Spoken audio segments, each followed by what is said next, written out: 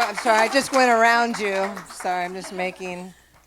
Michael, thank you so much for that wonderful introduction, and thanks. Oh my gosh, thank you for being here. Linda Perry, isn't this crazy? It's been a while since I've been out. I was telling Olivia that I don't really go out much. I work a lot, and I like to be in my studio, so when this came up, it felt like the right thing to do, and to just go, okay, Linda, just go get out of the studio and go, do something important. So thank you for having me here and trusting me with, anybody who knows me in this room knows that give me questions, you better watch out. So I actually came prepared and wrote some things down. And, so one of the things that I look for, it's not really looking for, I listen for. When I listen to music, I'm not listening to judge. I'm not listening to, pick it apart. I just listen to music. And the way it hits me is it believable? Do I buy this? Am I buying what I'm hearing right now? And I think that there's times, and a lot in this time of music that we're getting fed a lot of different styles. I'm not buying a lot of it. It feels a little, too put together, like a cash grab. What I love about Olivia is I believe every word that I was hearing. I read your lyrics, and I never do that. So I try to be prepared, and try to understand where the intention of a song comes from. Because, I think one of the things that, one of my questions is, is this: songwriters, performers don't decide to become an artist. They just are. And you don't try to write a song. You become a vessel for all the emotions that lay dormant for most people. And I wanted to ask you, what do you think about that? Yeah, I mean, that's perfectly stated. I'm definitely of that mindset. I'm a big believer in creative discipline and showing up every day, and sometimes even when you're not feeling super creative, still going and sitting at the piano. But it's like what you were saying. It's like magic. Sometimes it's just you kind of have to set your ego aside. It's not about you. You're just this vessel for a song to come through. And I think those are those moments are when the best songs happen. But yeah, you're right. I think I didn't choose to be a songwriter. I think it was just always something that I've done. I need to do it. It's like eating or breathing. If I don't write songs, I'm miserable and I don't feel like myself. So yeah, it's definitely an innate thing. It was very well said. Thank you. I'm just going to go to a couple things on Sour, and God, it's brutal out here. I don't know why, but that lyric, it really, because I always tell my 8-year-old son, life is hard. Life is hard, it is. And, we have to go through a lot. We have to put up a lot. We have to persevere. And I just wanted to know what was going on with this song and where did that lyric come from? Yeah, I like that one. That was the last track that we added to my first album, Sour. And we had a week to turn in the album. It was crunch time. And I was in the car with someone and they were talking about something, I don't know, some traffic or whatever. And they're like, God, it's brutal out here. And I was like, that's interesting. I'm going to put that one in the notepad. And so the next day we were in the studio and I was like, what if we make this song and the verses can be kind of talky and I want to just let all of my angst and emotion out. And, I think I was 17 at the time. I was so full of angst and rage.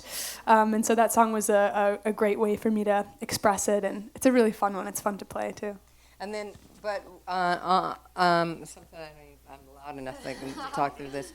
But so tell me about, because here's the thing that happens, when you're working on an album. The album's not done until it's done, right? And so you're feeling so you have the majority of that whole Sour record, right? And then so now you're feeling you need one more. What was about that one that got chose? Because that's would be a coveted spot right now. You need one more song to complete this album. Right, to open it too. Yeah. Yeah. I mean, I think lots of my music, especially in Guts, is very rock leaning. I love rock music, like yours, and I've always been so inspired by those like hard driving kind of grungier sounds. That's the kind of music I grew up listening to, and I think I was kind of finding my voice towards the end of the Sour album making process in the rock space towards the end, and we kind of got to explore that more in Guts, and I'm really happy with the way that those songs turned out. But I was just kind of developing my my sound, and I think that part of my personality got kind of discovered a little later. Do you like being in the studio? Yeah, I mean, writing songs is my favorite Are thing you in the world. writing in the studio, or are you writing outside the studio? Both. Like lots of the songs some of the songs I write with my producer, my co-writer, Dan, and that's great. But some of the songs I'll write on my piano in my living room and then take them to the studio. But yeah, writing's my favorite part of the job. I just think, it's just the greatest high, being able to put all of these jumbled up emotions that are in your head and, be able to put it into something that's tangible, that people can feel and that people connect to. I don't know, that feeling of properly expressing yourself is just like, it's like no other feeling. Good answer. Did I pass? Yeah. Pass. Last thing on Sour, Obsessed.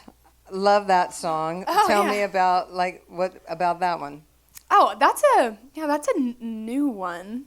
Oh, that's on Obsessed is on Guts? Yeah. Oh, okay, so sorry. It's actually a bonus track, which is cool. You're very adept. Okay. Yeah, it's a bonus track. For some reason, I thought it was on Sour. Oh no, I'm sorry. No, you're good. Yeah, but that's a fun one too. That's a little rockier. I made it with my friend Annie Clark St. Vincent, who is just incredible. I adore her just as a person, and she's one of my musical heroes. So she was on that track, and it's a very like sort of deranged, angry girl song, which I like. But yeah. Yeah, well, I just liked. It felt different. It felt more unique. I'm sorry, I don't know why I thought that was on Sour. Oh, no, my bad. So but I felt like there was something. It had a fresh. You're fresh. I like that about you. Like there's a, you know what I mean? You got a fresh kid up here. So okay, now I think an important thing that a lot of people probably like to hear is like the journey from Sour to Guts. Like what? So how do you get from like your exploration, your growth? You've toured. And now you have to go in the studio, and now you're going to start working on another album. So there's a journey in the middle of that to get to Guts. Can you talk about that at all?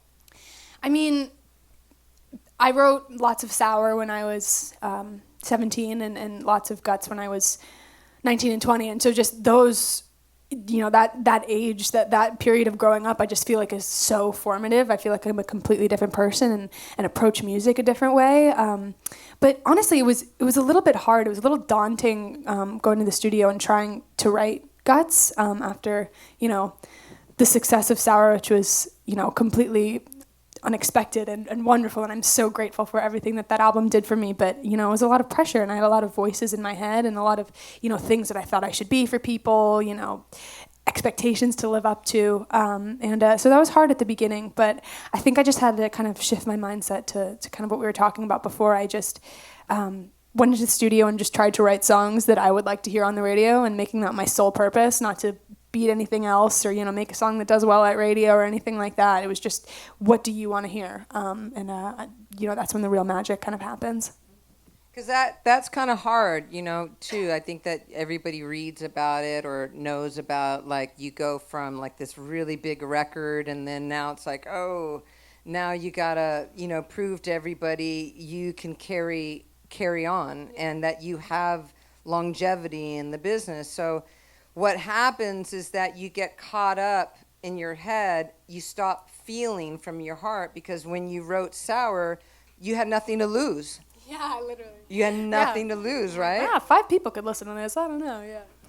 You fucking now Sour's out there, and you're like, fuck. I have everything to lose now.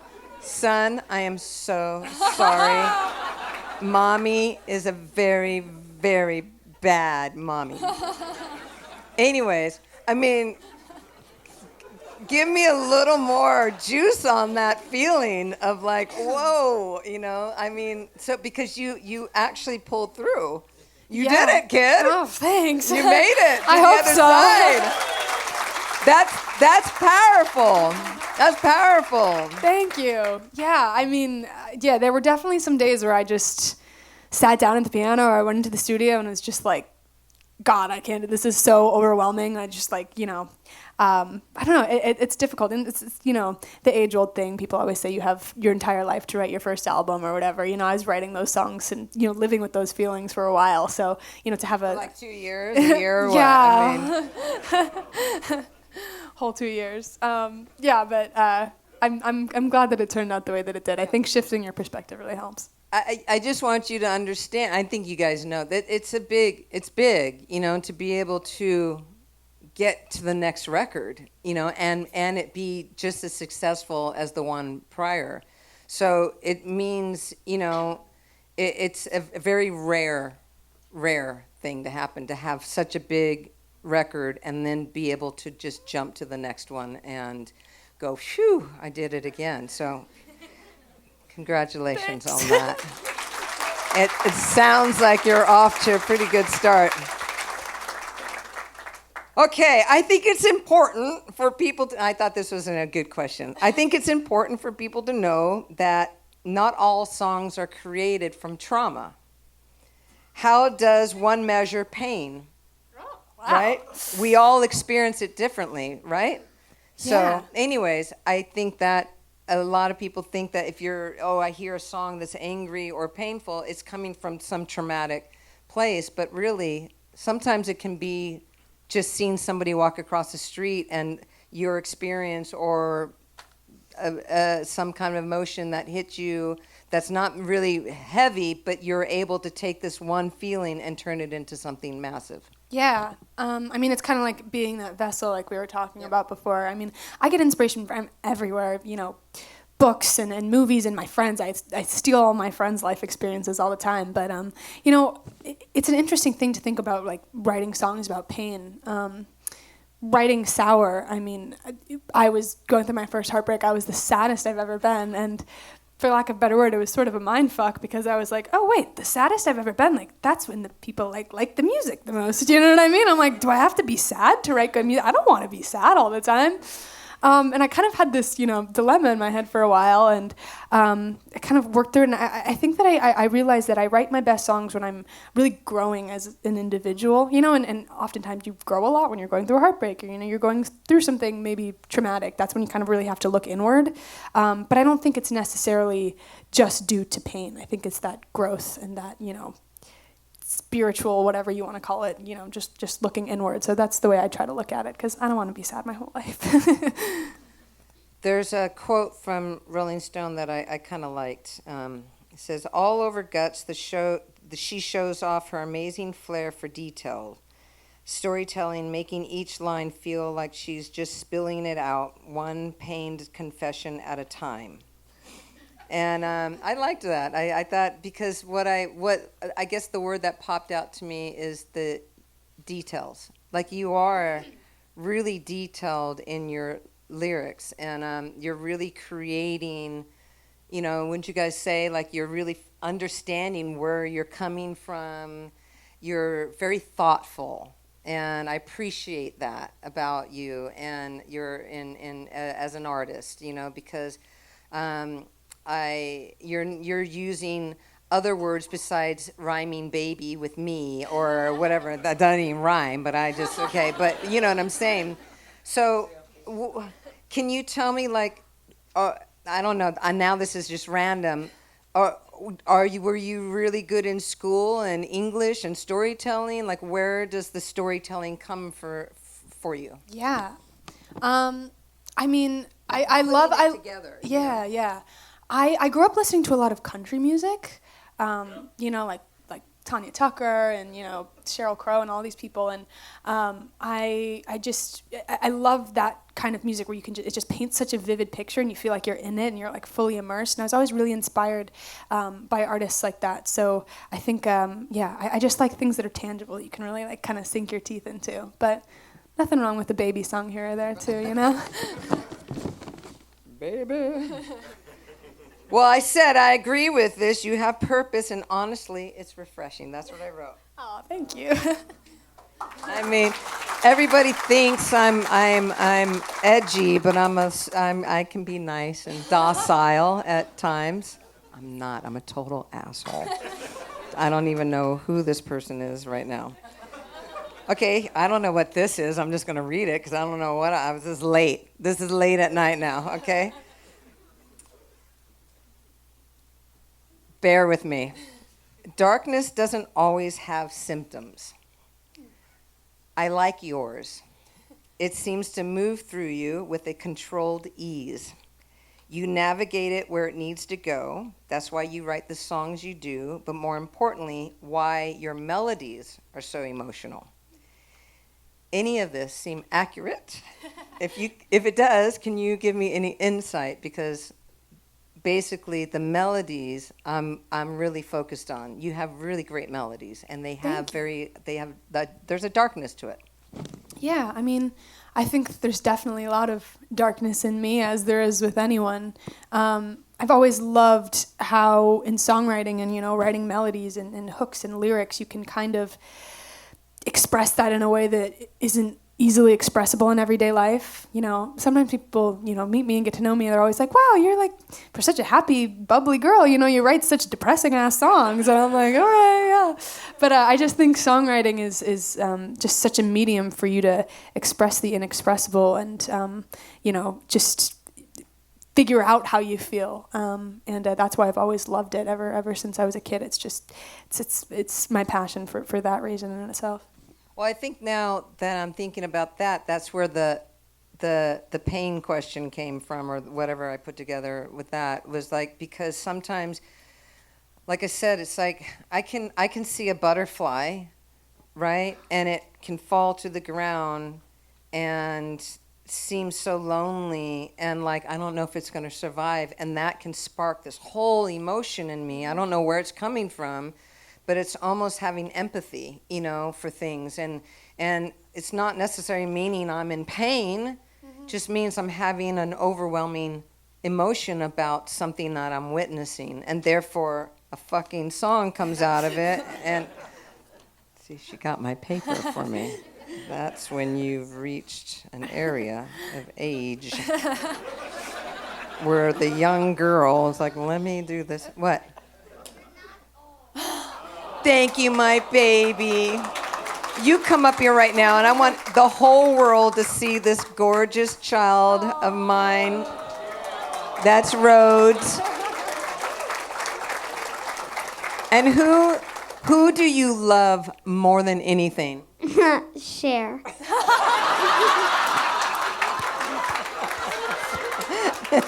All right, go on, get out of here.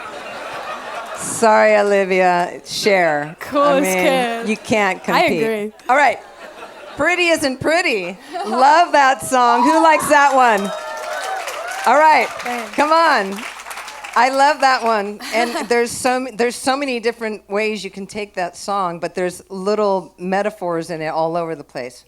Yeah, thanks. Yeah, that's one of my favorites too. It's a really important one for me to write.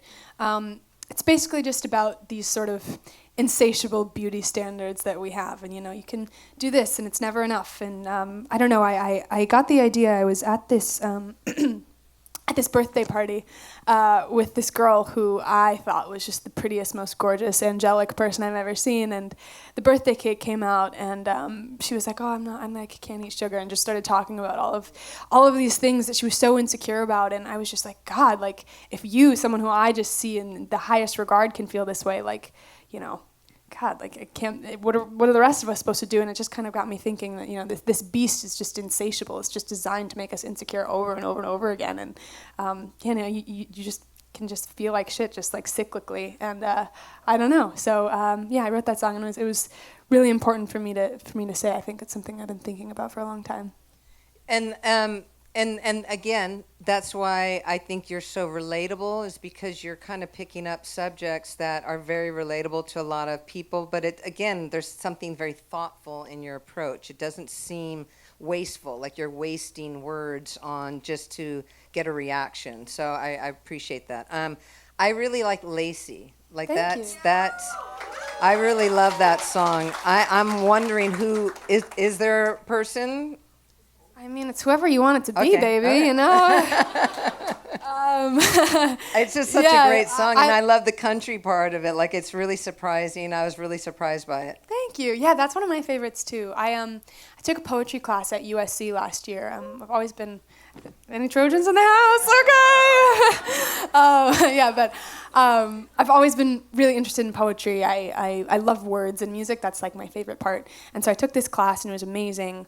And I wrote this poem called Lacy about this sort of all-encompassing envy that I was feeling for one of the assignments in class. It was like a homework assignment. And I loved it so much that I turned it into this song. And yeah, it's one of my favorites. Yeah, that's a really great song. Just as from a songwriter point of view, do you hear the song first?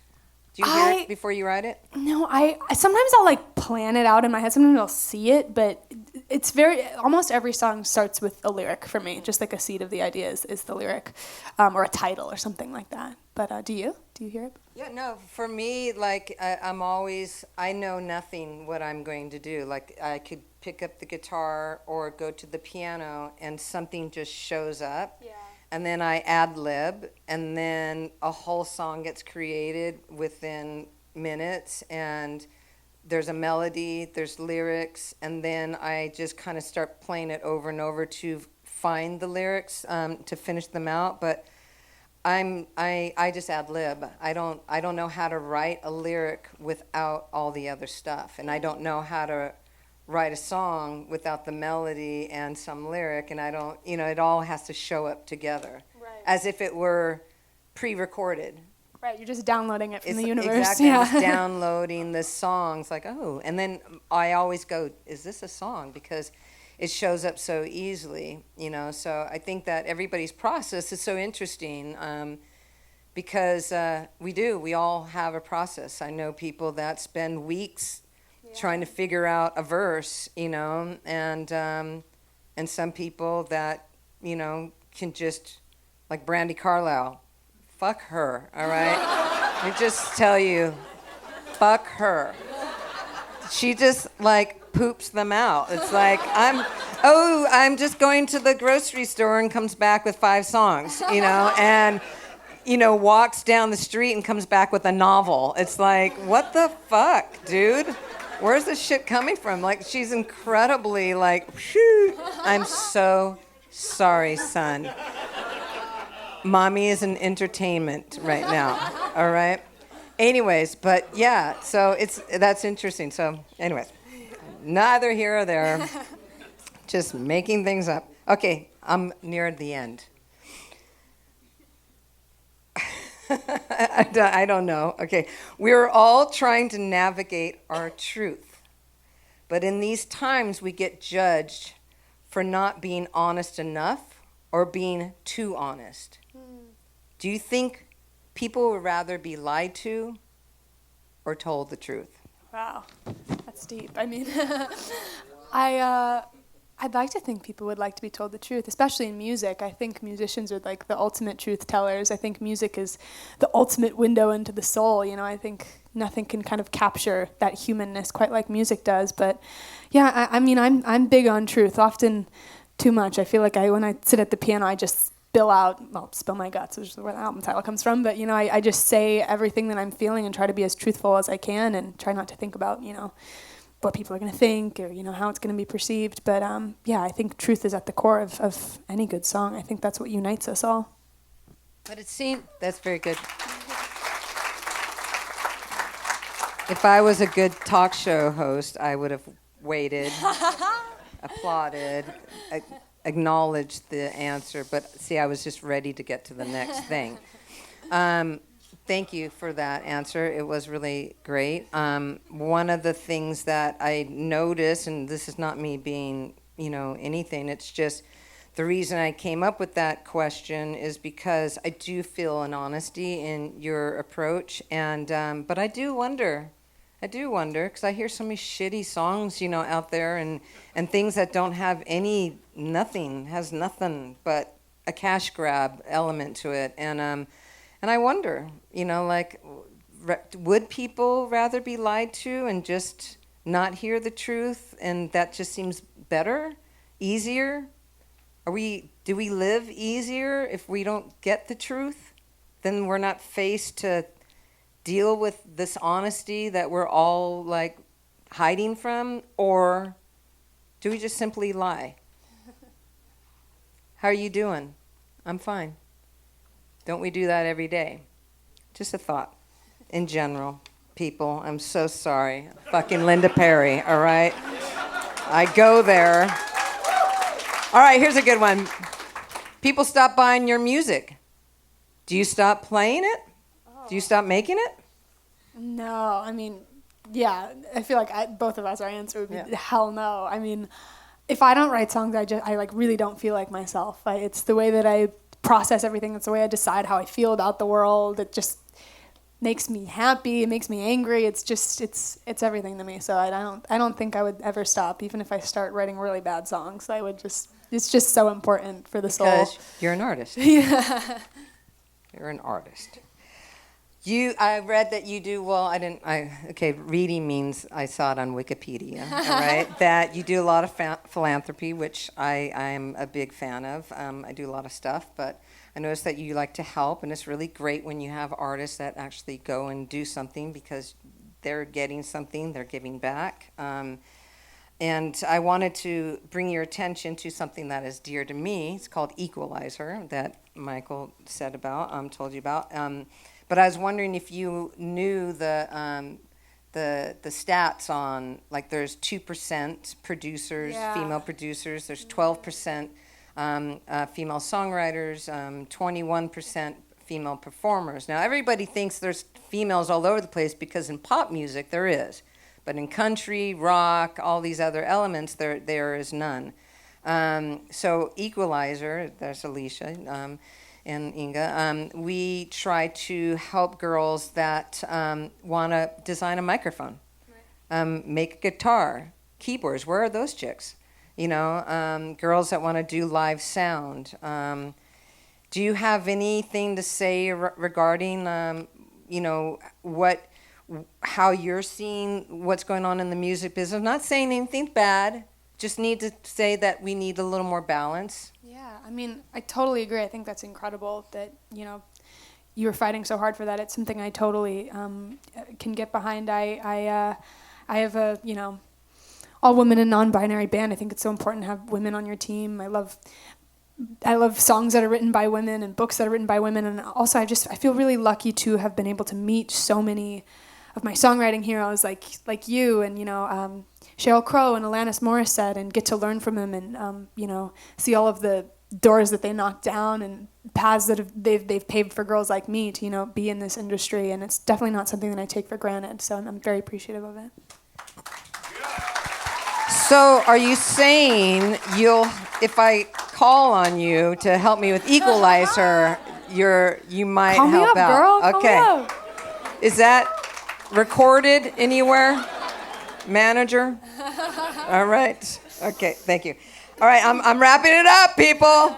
I just wanted to remind myself to tell you this. The Carly Simon You're So Vain. version, You're So Vain, that's a hard song to do. And did you guys see that? Thank you. That was fun. It's a really, really great version. It's a very hard song to do. Did you pick that one? Did they give that one to you? What happened there? Yeah, I sang at the Rock and Roll Hall of Fame, and Carly Simon was being inducted, which was amazing because she's just so incredible, one of the greatest songwriters ever. And so I was just so honored, and it was amazing. The Rock and Roll Hall of Fame is like the coolest thing ever. It was such a fun night. So yeah, I felt very honored to sing it. I'm glad that you like it. Covers are hard, man, because it's, and especially Carly, like she's got a thing. She's got a way to sing. Okay, listen. I got your guys' questions here. I'm done with my questions. Did I do okay? Killed it. I mean, I really, really tried to prepare. So I'm going to look at some of these questions and make sure no one's asking you to do something weird. Favorite Savannah, where are you? Savannah? Hi, Savannah. Oh, look at that. I had no idea. You'd think I staged that. I didn't. Favorite lyric you've ever written? Gosh, ever written. On Sour, I always tear up when I think of the line in Enough for You, someday I'll be everything to someone else. That one I'm always like, oh, little Liv. And in this record, in Guts, there's a line in The Grudge that I really like. You like that one? I really like it takes strength to forgive, but I don't feel strong. Thank you guys for coming. All right. You're always writing songs. How do you pick which ones to release? I think that's kind of... Yeah, That's I a mean, good it question. is hard. I mean, It is very you hard. write a lot of songs in the process of making... Oh, wait, who wrote it? Oh, sorry. Didn't say. Who wrote that? Ooh, anonymous. Oh, what's your name? Hi, Susie. Good question. Did you say Dizzy or Susie? Oh, see. Susie. You think I wrote songs. I'm deaf. Okay, go ahead. Yeah, I mean, I wrote a lot of songs. I am a big, like, quantity-based songwriter. I just try to, like, get it out. And so I wrote a lot of songs, but I don't know. I guess sometimes I'll write a song and record it into my voice memos or whatever and come back to it in a few days and see how I feel. Because sometimes when you're, like, writing a song and you're really in it and you're, like, feeling that emotion, you're like, this is the best song I've ever written ever. And then you come back and you're like, oh, God. But, yeah, and then, producing it out helps and gives it some, other stuff in there. But also, don't you find, like, when you're sculpting an album, sometimes you just are missing, I'm missing this kind of song right now to just place in there. Yeah, or the other way. I mean, sometimes it's like, oh, I have two of the same song, Right. I kind of got And you have to ditch them so you can make a body of work. Because, here's a question. When you're putting together an album, like, are you thinking of the live show as well? I actually kept that in mind, making this album. Because when I put out Sour, I really hadn't been on a been on a tour really before. But it was so educational and so enlightening to, like, be in a new city every night and hear people, scream the lyrics of the song that you wrote in your bedroom to you. So I think I made a few songs on this record that I feel like will be really fun to play live. Yeah, it sounds like a live, Yeah. it's going to be a good album live. Thanks. Jordan, where are you? Jordan? Oh, Jordan. Hi, Is there a Jordan. song that you love so much that someone else wrote? Oh my God. I mean, like, every song you've written, Linda, like, besides that. Gosh. Like which one? No, just joking. Just joking. Yeah, that. God. The first song that comes to mind, I hard always question, say, I'm curious to hear your answer. I always say, when people ask me this, I always say You Ought to Know by Alanis Morissette. I wish I wrote that song so bad. I think it's amazing. Yeah. That's a good one. I don't have one, but there's a song by a band called Supertramp that you guys probably don't know. It's called Logical Song. By the way, I like your Logical thank you. song too. Love that song. It does something to me. I don't even really like the band, but there's something about that song that it just makes me like, a happier Linda. But am I? I don't know. It's like that song. It's hard to tell sometimes with me. This seems too long, and it's too small, and I don't have my glasses on. Do you have any advice for your young, aspiring artists, kids? How many are artists in here? Hell yeah. Oh, yeah. Rhodes. My son. Gosh, I mean, maybe, like, don't be mad at your dad when he makes you go to piano lessons. That one turned to pay off really well. Yeah, Rhodes, you got to go to your piano lessons. Go to your piano. Thank you. Gosh, I don't know. I suppose just not being afraid to, like, put stuff out and show people things. I think we have such a fear of I've always written songs that I feel like were really vulnerable, but putting them out is like a whole other thing. And I feel like maybe I would have had more confidence earlier, maybe if I just, started to show people things and get their feedback and, help from them. But yeah, I don't know. That's a tricky one. I have to think about that. You know, one of the most important things as being an artist is just you have to stand by your art. And it's hard because sometimes what happens, people come along and maybe they're jealous, maybe their opinion is different, but you just have to go, okay, this is who I am, and I'm going to stay the course. And you stay the course and you keep being who you are, and that's the most important part of it all, because you got to remember, someone's opinion is just their opinion. It doesn't really mean anything at the end of the day, right? And so they don't know you. So just remember that, just to keep doing what you do. Thank you. I appreciate you letting me come up here and do this. I'd love to write a EP in 24 hours with you and put it only on vinyl. So manager, let's make that happen. We're going to write an album in 24 hours, an EP, and we're going to only put it on vinyl. Okay? Sounds like the best idea ever. All right. So that's what we're going to do. Thank you so much. My part is done. Now I'm going to let you take over, and you're going to perform some songs. Oh, thank you so much for doing this. I appreciate you a lot. Thanks.